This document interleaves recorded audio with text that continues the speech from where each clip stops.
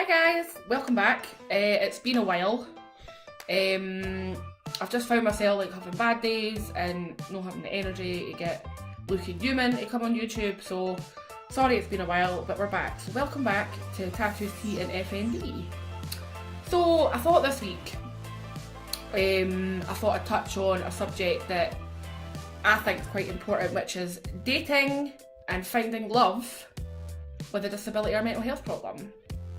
Which I think is a bit of a scary thing for people. You know, if you're single and wanting to date, but you've got, you know, a disability or a mental health issue, I think it's daunting as fuck because you don't know how to approach the whole thing. And obviously, not everyone in the world's a nice person. Not everybody is as accepting as maybe you are.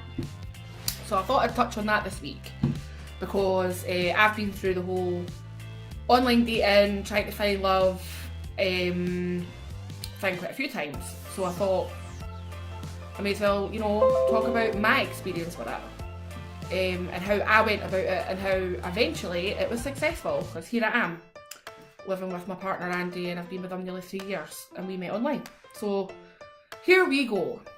So how do you start dating? Even without a disability, how do you start dating? For me, personally, because as everyone out there with disabilities will know, getting out and socialising sometimes isn't easy. You know, I wasn't the most outgoing, like to clubs and stuff, like that's not really my scene. So for me, it was a no-brainer. I'm like, well, let's try some online dating shiz and see how that goes.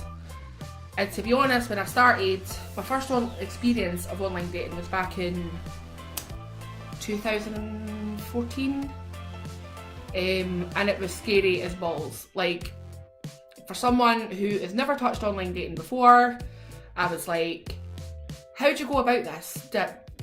I've got a disability, I need to let people know that. Do I be honest, or do I let them get to know me first and then tell them I've got a disability? Or how the fuck, like, my brain was shook. I was like, I don't know how to do this. So I consulted a couple of friends first to get their take on it, to see, you know, what they think the right and the wrong thing to do is. So me personally, when I first went online, I was completely 100% transparent with my disability on my profile, because my opinion is, you know, if they can't take that information and be nice to you, then they're not worth my fucking time anyway. So my stance was, write about myself, add a little bit about my disability FND in there. Don't let it, you know, dominate the profile, because, you know, FND, disability, mental health doesn't define who I am. You know, it's one little tiny part of me. So, you know, I went through my likes and dislikes and my interests and how I am as a person. And then at the end I added, you know, I suffer from this, and this is what this means, and you know, just put it out there. And it was really scary to start with, because I thought, I'm just setting myself up to fail now, because everyone's going to look at the profile and go, oh, she sounds good, oh wait, oh shit, she's got a disability. But to my surprise, it was actually a good thing, because anyone who did contact you at that point, like, we'll get into the whole how do you find how do you like separate the arseholes from the genuine people, we'll get to that in a minute. But even with the disability on the profile, I surprisingly got a lot of messages, and I was like, wow, like, that really blew me away, because I honestly thought, you know, with me and, you know, low self-esteem issues, I suppose, I really didn't think I'd get any, to be honest. So that was a bit of a confidence boost, because I'm like, oh look, like, they've read my profile, they like what they hear about me as a person, and they've also read the extra bit about the disability, and that clearly doesn't bother them, or why would they bother their arse to message me? So my opinion is, going forward, for anyone who's thinking of online dating or finding love in any shape or form, just be honest. Honesty is the best policy, because if they can't accept you or your disability, then they're not worth your time anyway. So, you know, it kind of just like filters out the shit before you go wasting your time. Which I think is a great thing, because, you know, disability or not, I'm not wasting my fucking time on fuckboys either that didn't want to know me or didn't accept, you know, my disability. You know, girl, bye, don't need to deal with that. So that was the first bit of advice I'd give you. Anyone who's dealing with disability, mental health issues, any issues, be honest, because the disability or your mental health doesn't define you whatsoever. You're still a fucking person. You've got lots of great qualities and traits that someone's going to love about you.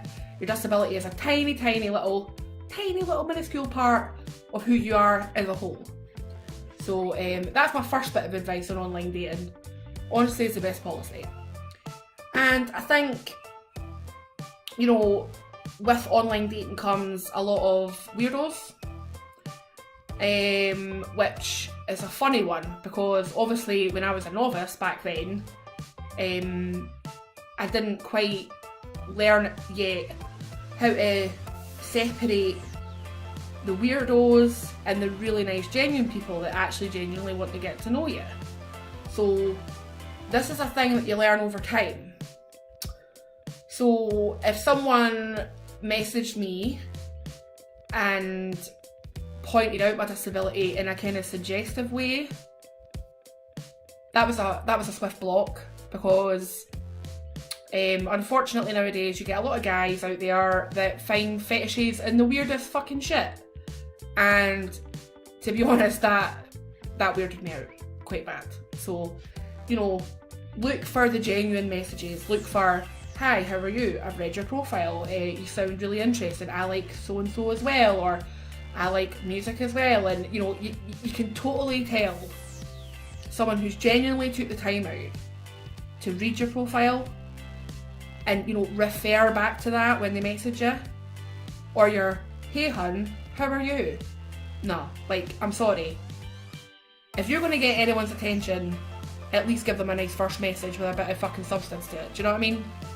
So you do learn the good from the bad, and never let anybody online troll you or make you feel any less deserving of dates because of your disability. You know, unfortunately, you know, you come across absolute arseholes on the internet. You know, your keyboard warrior types that just go on it for a laugh and want to rip into people, basically.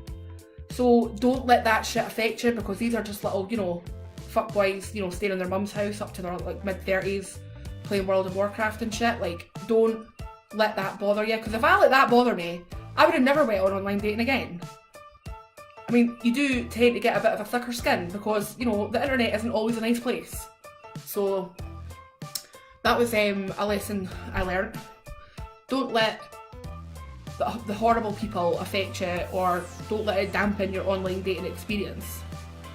So fast forward, if what I did when me and my partner Andy started talking on the dating site, me personally, I'm not the type to just go and meet up with someone after a couple of messages are put back and forth, because for me and my disability, I need to know that the person that's willing to meet up with me for a date understands my capabilities and my, well, incapabilities. So where I can and cannot go, what I can and cannot do on a date. So these are things you've got to set first, so you're comfortable with meeting someone and you know that the place is accessible and easy to get to. And, you know, these are all things that a non-disabled person doesn't really have to think about, which is totally fine. But for me, I had to like lay that groundwork first, so I knew Andy understood my limits and restrictions. So, like, for instance, he asked, you know, where would you want to meet and blah blah blah. So I would think, you know, in my area, well, I know this place is accessible because I use this walking aid, or someone might use a wheelchair, or you need to put that out there. So you're not freaking out before this date going, oh god, I don't know if there's stairs and I don't know if I can get there and they don't know I'm using this walking aid and all that kind of shit. Don't let it snowball. Just be, like I say, completely transparent. Because if they don't like it, then move along. Do you know what I mean? So when me and Andy started, passing messages back and forward, my next move after that, to be honest, is I won't just meet up with someone off the back of messaging. I need to hear their voice. I want to get a vibe of who I'm going to be meeting in a public place, by the way. Just a little bit of advice. Always meet in a public place. Safety first, guys. Safety first. So, I sort of put out there that, before I meet you, I'd quite like to speak to you on the phone and get the sort of vibe of what kind of person you are first. Because let's be honest, right? Anybody can be like Johnny Depp over a message. They can say the right things, be all complimentary and shit. But you could get on the phone to them and they could sound like they could sound like an absolute dick or arrogant or really not that interested. People can write messages and edit them and take time to think out what they want to say. But on the phone, you're getting a real feel for who the person is when you're having a conversation with them. And you know how it's going to flow. If it flows well on the phone, you've broke the ice, pardon me, for when you meet them face to face. And I like to speak to Andy on the phone before I meet him because I wanted to make sure that there was conversation there and we did have these things in common, and he was cool with my disability and my restrictions and my capabilities and such. So for me, that was like the best move I made, because after that I knew right away, yep, I want to meet this guy for a date and it's going to go well because we had such a good conversation on the phone. And I know from that phone call, I gather he's not a weirdo, which he wasn't, thank God. So yeah, that's another bit of advice I'd say with dating or trying to find love with a disability is, getting the vibe first before you go putting yourself in a situation you might not feel comfortable with. I've never let myself get to that point where I'm pushing my physical limits to make someone happy to go on a certain date that they really want to go on. Like, no. Like, I don't think you should have to compromise. Like, if they have read your profile and they realise you do have a physical disability or a mental health issue, maybe you don't like places that are too busy. I know with FND and me, like, if I'm in a place that's too noisy, too busy, sensory-wise, I just go into meltdown. Like, my senses, my eyes and my mind can't process what's going on around me and it just sends a flare-up. So I know there's a lot of people that would rather go somewhere quiet, like a wee coffee shop or something.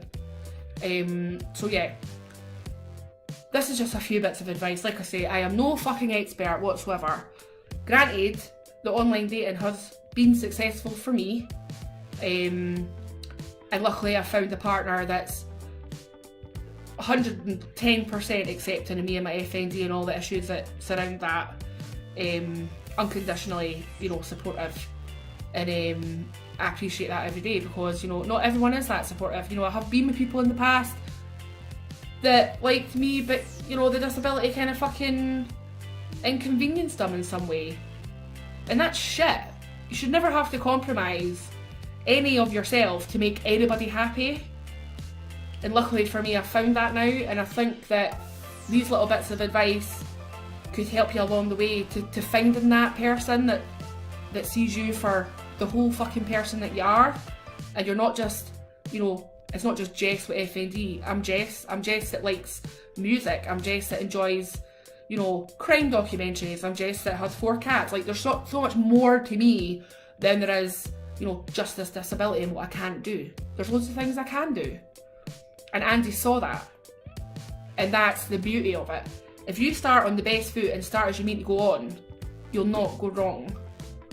And be confident in yourself and don't hide away from the online dating world because you have a disability either. You deserve a partner and to find love in dating just as much as Joe Bloggs over there with no fucking disability. So don't let your disability or your issues hinder you from putting yourself out there. Because everybody deserves love. Everybody deserves to find happiness that way. And disabled or not, it shouldn't stop you. Nothing should stop you finding that. And one thing I will say as well, the online dating thing, yeah, it's scary, it's daunting, sometimes it's not that friendly of a place, but see the people that you do meet and the nice ones and maybe the one that you meet in the future, that makes it all worth it.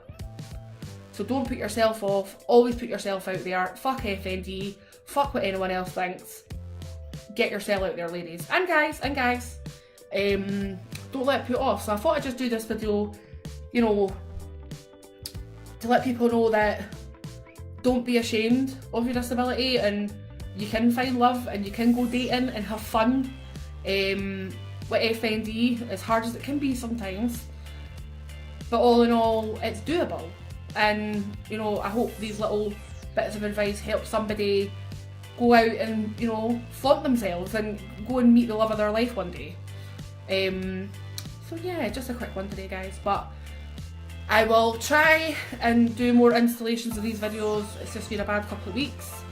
It's going to be a busy week or so going forward, so it'll give me time to think about what to talk about next anyway. So yep, I will see you again soon, and I hope you have a nice day, guys. Bye!